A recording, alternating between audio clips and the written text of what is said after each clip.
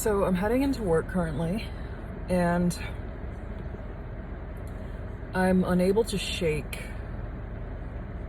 this anxiety that developed. I mean, the anxiety's always been there, but especially during COVID. The first ever panic attack I had was at work, a couple of months into the pandemic, and it hasn't gotten better, to be honest. I am still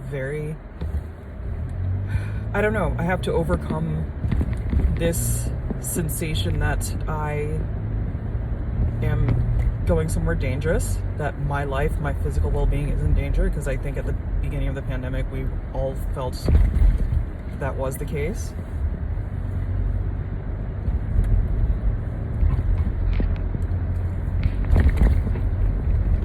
Yeah, I don't know. I feel like this isn't all that addressed, and if people are going, well, it's normal to be stressed out because you don't want to go to, then we need to address why it is that being stressed to this degree is kind of considered a normal ask of people.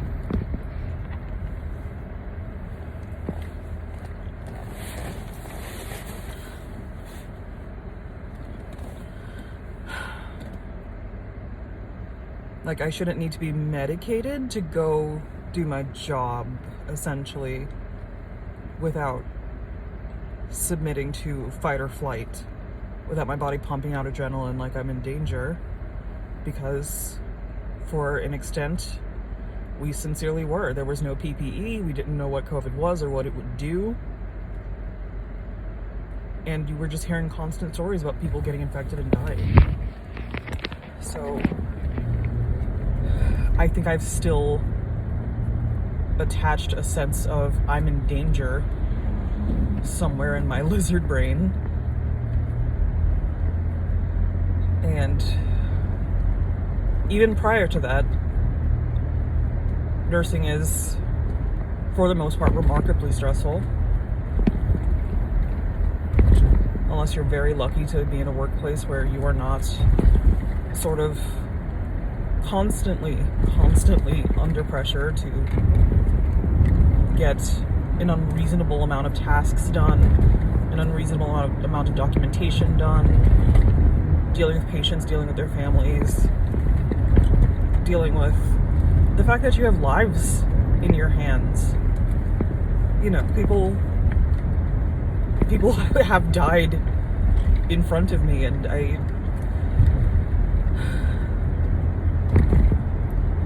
I don't mean to compare nursing to any other job, but, you know, obviously there is something about the fact that someone's well-being is your responsibility that makes it extra stressful, which it should, unless you're a sociopath. So I don't know. I'm not sure to what extent it's ever going to be addressed, if ever. It probably won't be. You know, if people coming back from actual war are not taken seriously with regards to their needs mentally, then I don't know that we will ever be.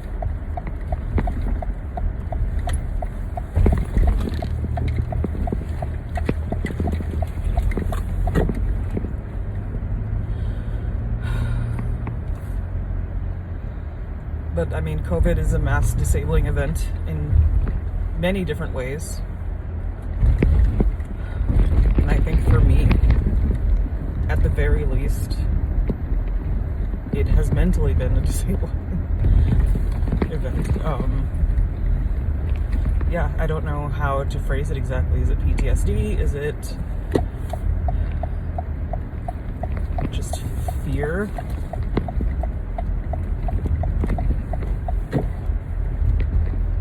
Is it something that I can overcome? Is there ever going to be a time when I'm coming into work that I don't feel like I am in incredible danger?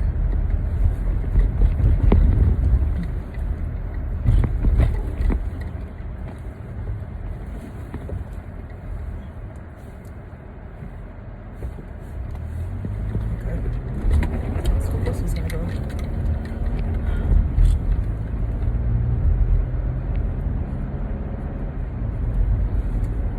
Like, I'm a travel nurse. I've worked at a bunch of different facilities, and there have only been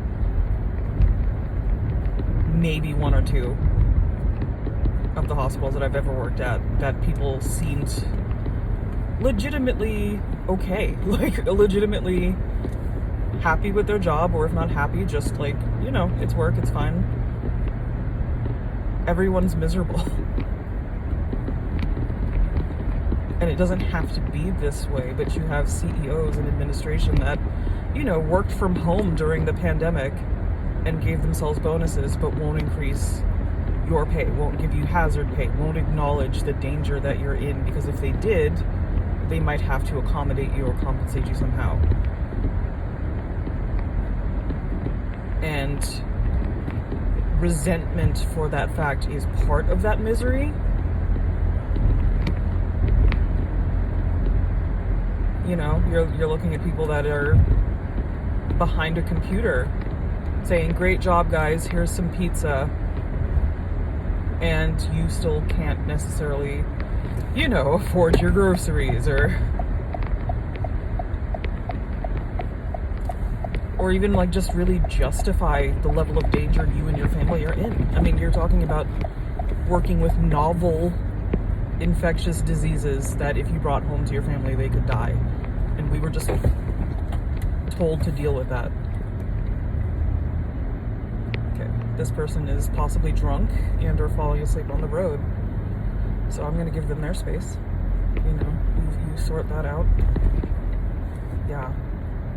Maybe a light signal would have been good before, but I'm glad you learned where it is now.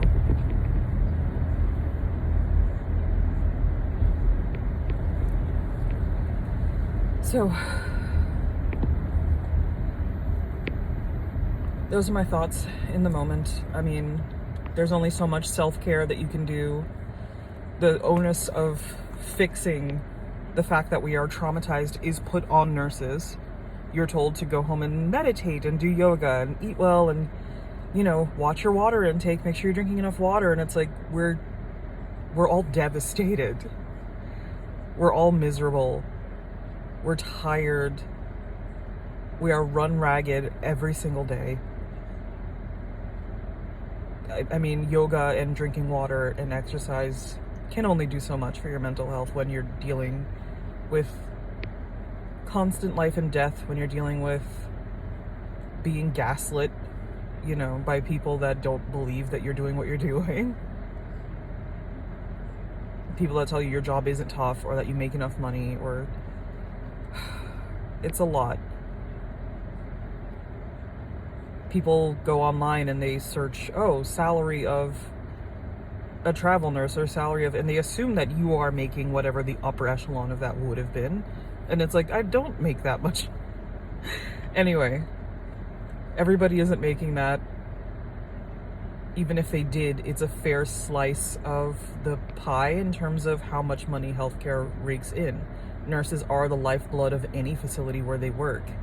And insisting that they shouldn't get paid anything while you're billing insurance for every task that I do. I'm not getting personally paid by an insurance company, despite the fact that the hospital is making money because I've done certain things.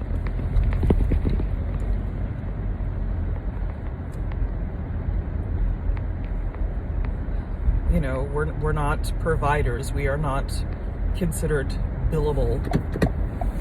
We are considered a bill.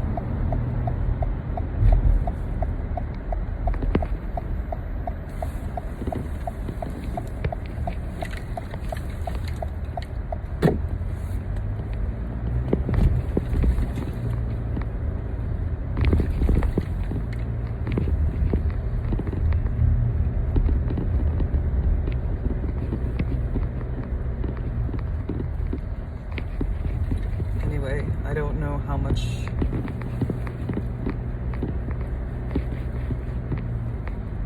more, I don't know. I mean, if I had to continuously do this job, I guess I would. Obviously, you know, again, we live in a capitalist system that doesn't really allow you not to work.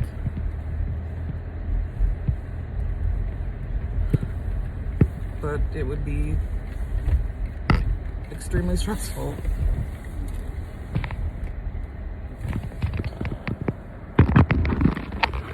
And there's all these articles and all these studies about how come we can't keep nurses at the bedside, and it's like, you've made it miserable beyond misery.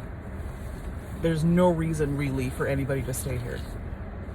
You think you pay us peanuts. Staff nurses get paid peanuts. They have to fight to have basic benefits. They have to fight in terms of scheduling. Everything is a fight just to have your basic rights respected, and to just not, again, be miserable at work. But they're scratching their heads and willing to pay consultant fees in the hundreds of thousands of dollars to try and figure out why nurses won't stay at the bedside. And it's like, I mean, if you just ask us, it wouldn't have cost you so much.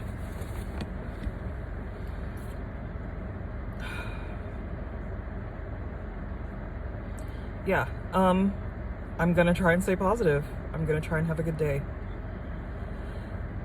That's all I can do right now. Who knows? Maybe it'll be fine.